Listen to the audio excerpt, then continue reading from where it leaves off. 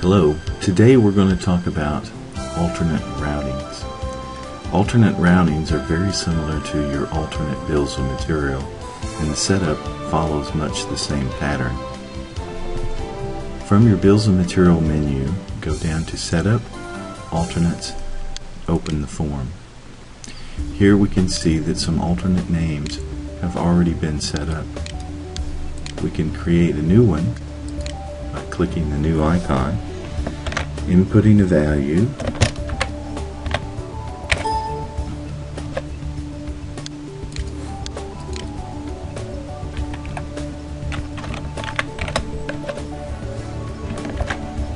and a description.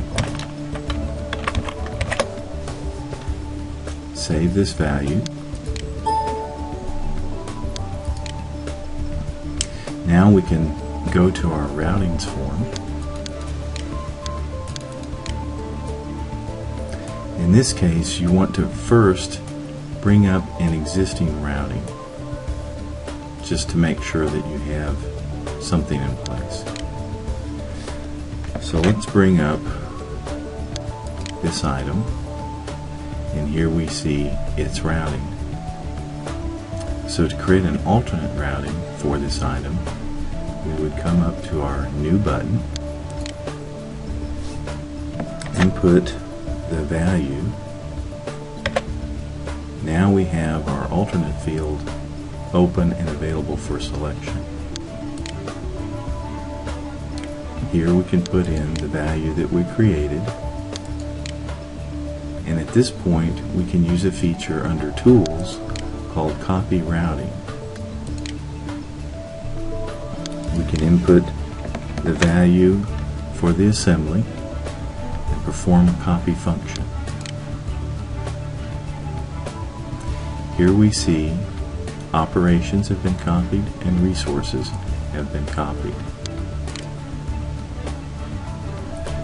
So now we have a routing, an alternate routing, that is identical to our primary routing. At this point, you can make changes to your operations and to your resources to reflect what you would like in your alternate routing.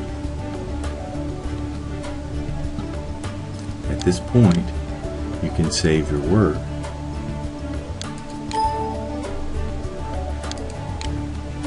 Now we need to go to WIP to see how this alternate routing is utilized.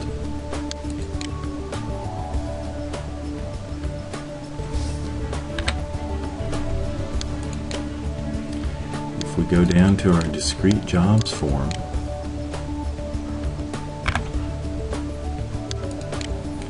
and create a new job, we can input our assembly,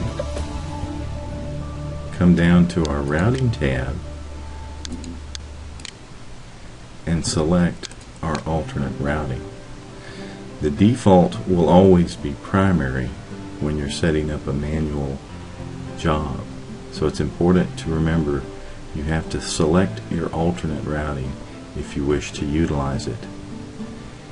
It's also important to note MRP does not plan alternate routings or BOMs.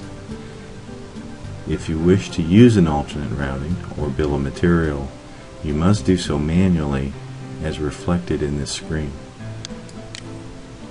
And that completes our lesson on alternate routings.